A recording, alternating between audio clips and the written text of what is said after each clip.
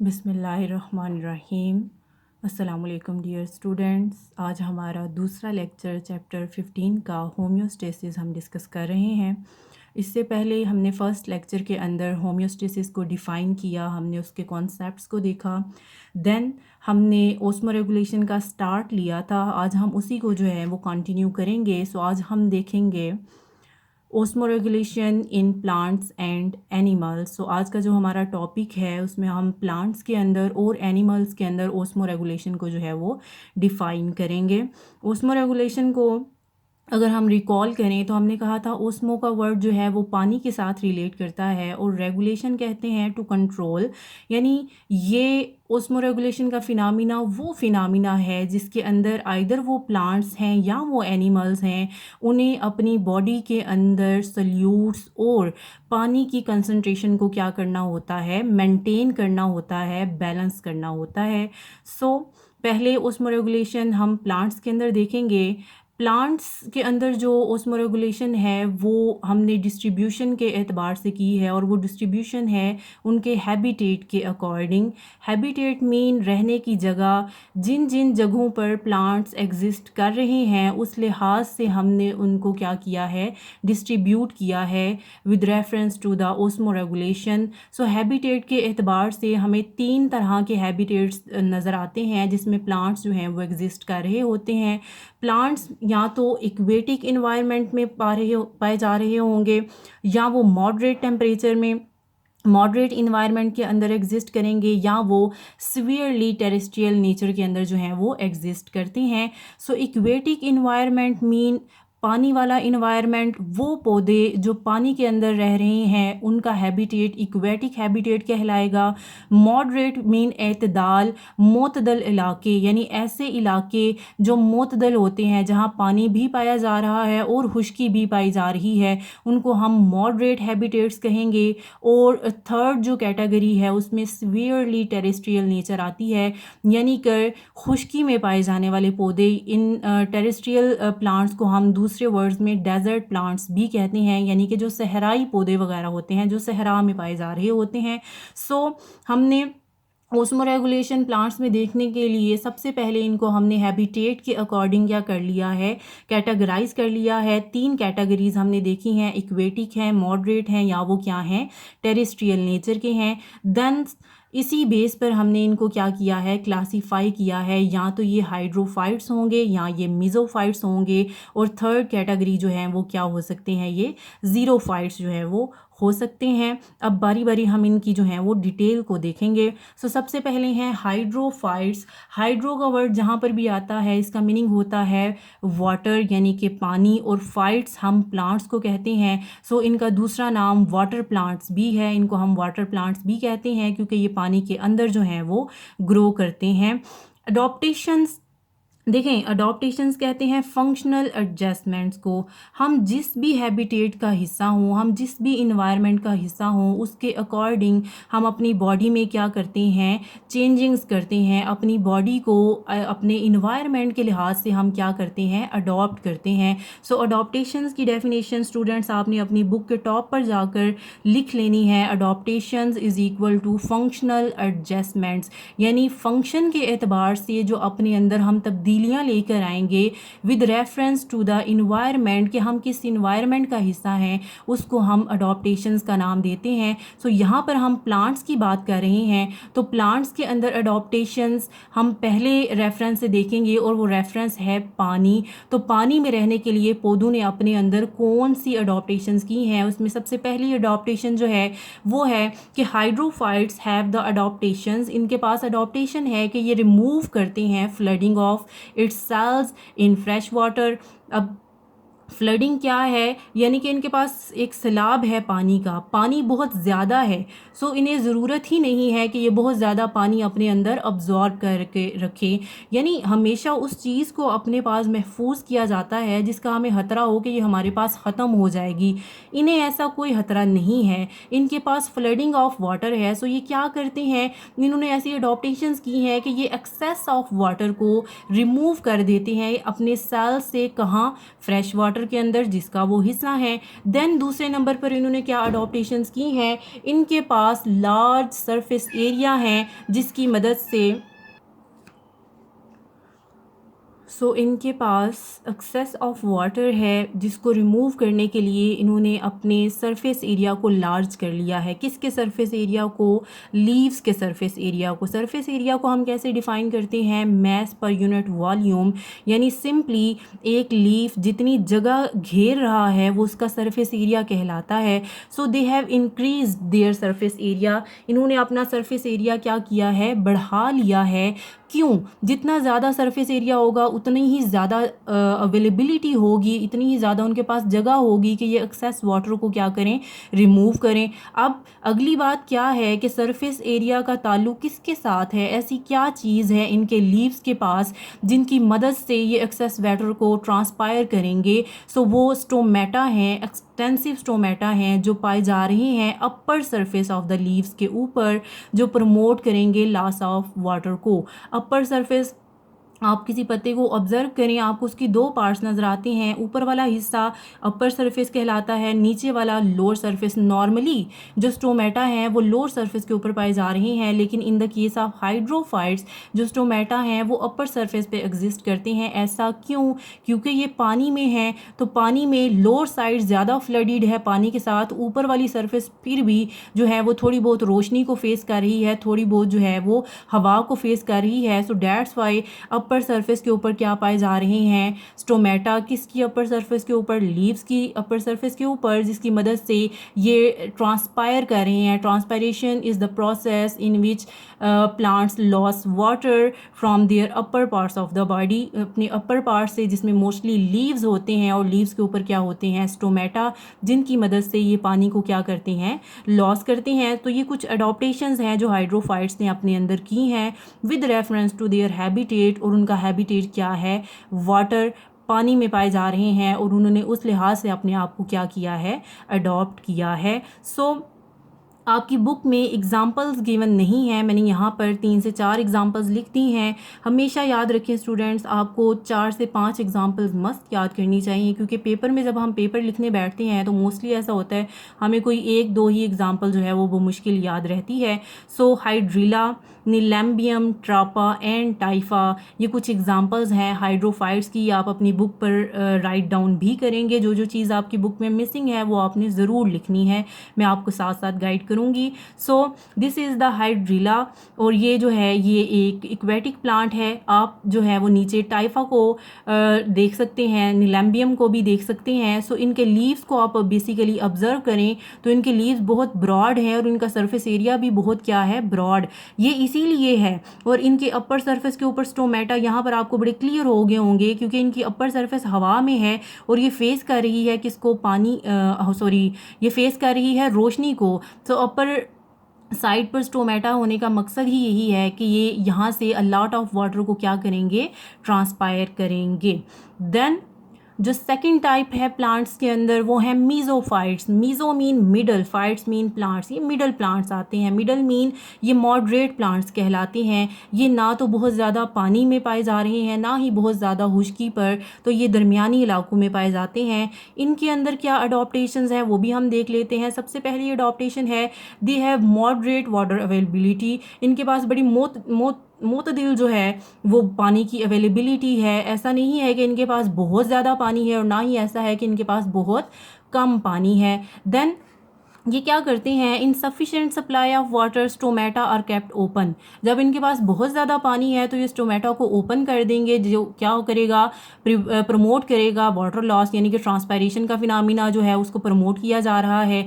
लेकिन जब restricted supply है पानी की तो स्टोमेटा को क्लोज कर दिया जाएगा ताकि प्रिवेंट किया जा सके लॉस ऑफ वाटर को। इसकी एग्जांपल्स में ब्रासिका है, यानी जिसको हम सरसों कहते हैं, ये हम देखते भी हैं अपनी डेली रूटीन के अंदर। जब सरसों का सीज़न आता है आप इसको ऑब्ज़र्व भी कर सकते हैं। रोज़ है, गुलाब है।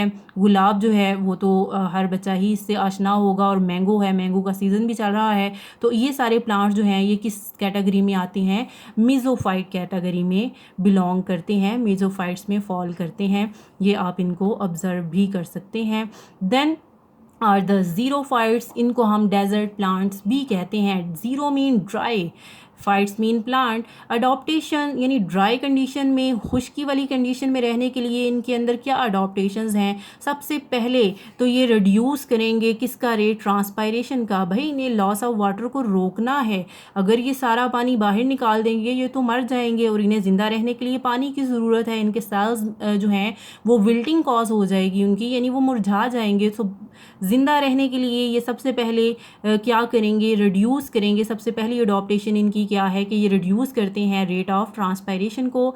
देन ये पोजेस करते हैं स्मॉल, छोटे, थिक लीव्स, बहुत चौड़े पत्ते, thick leaves to limit water loss, जिसकी वजह से ये वाटर लॉस को क्या करते हैं, रोकते हैं। इनके लीव्स का सरफेस एरिया जो है वो क्या होता है, रिड्यूस्ड होता है। जैसे आपने पीछे हाइड्रोफाइट्स देखे तो वो बड़े चौड़े चौड़े पत्ते थे, यहाँ पर पत्ते जो हैं वो बहुत ज़्यादा रिड्यूस्ड हो जाते हैं। इसका फ़ायदा क्या है, उतने ही कम स्टोमेटा होंगे और जितने कम स्टोमेटा होंगे उतना ही लॉस ऑफ वाटर भी क्या हो जाएगा, कम हो जाएगा।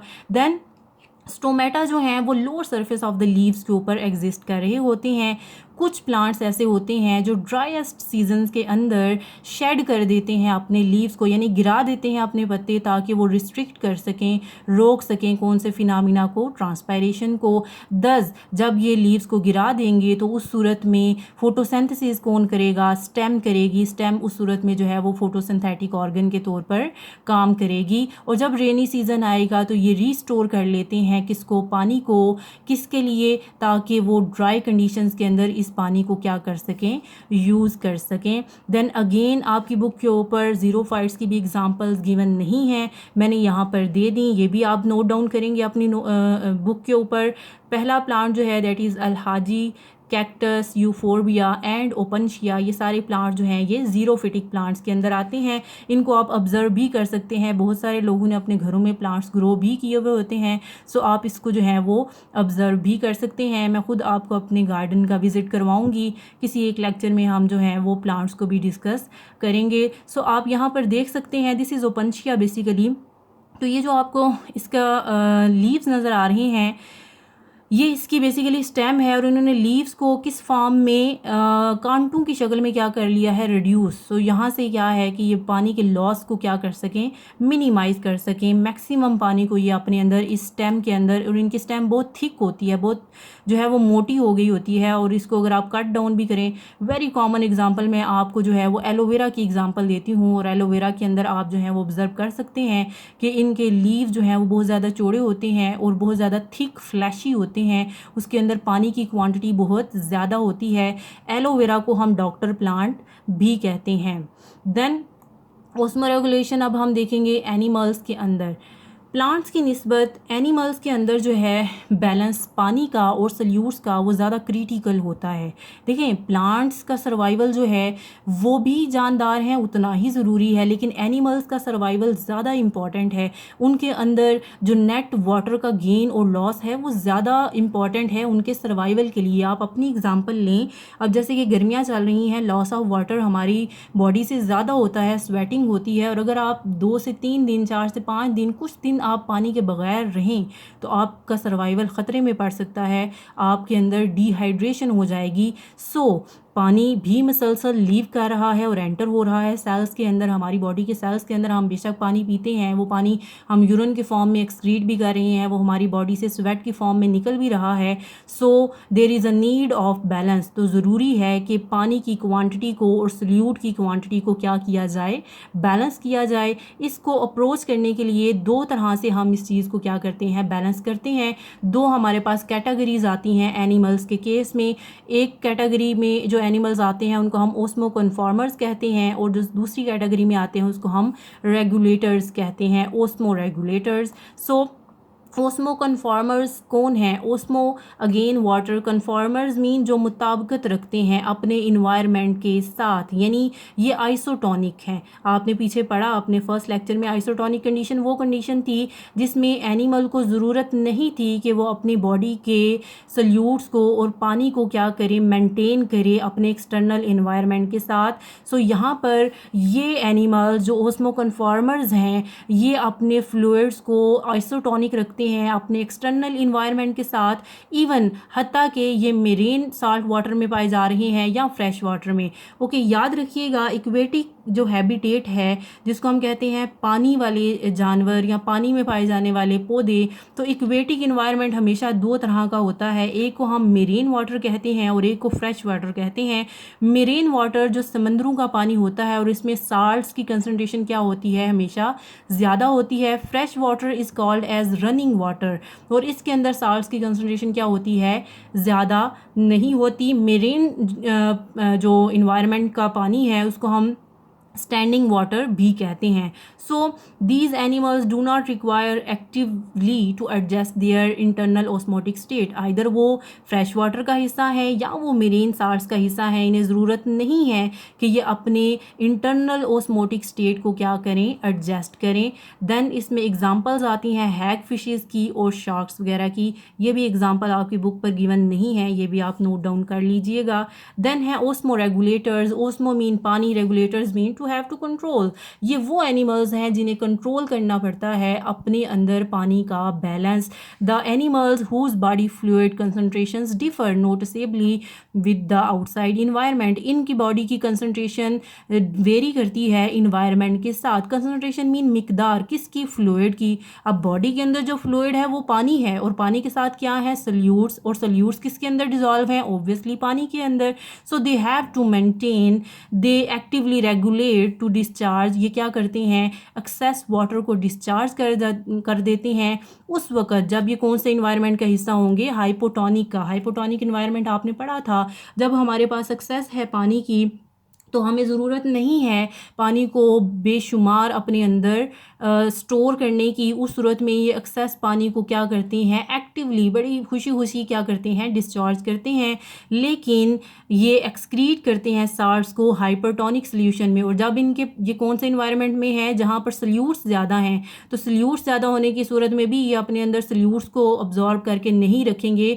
उस सूरत में इनका बका ये है कि ये अपने अंदर पानी को स्टोर करें, क्योंकि बैलेंस चाहिए सोल्यूट्स का भी और सॉल्वेंट का भी। तो जब हाइपरटोनिक इन्वायरमेंट है उस सूरत में ये एक्सक्रीट करेंगे साल्ट्स, और जब हाइपोटोनिक इन्वायरमेंट है उसमें ये क्या एक्सक्रीट करेंगे, वाटर। सिंपली हाइपोटोनिक और हाइपरटोनिक को आप इस तरह याद रखें, hypo mean excess of water, जब पानी बहुत ज़्यादा है। देखें, जब पानी बहुत ज़्यादा है तो ज़रूरी नहीं है कि हमने अपनी बॉडी में पानी को बेशुमार स्टोर करना है।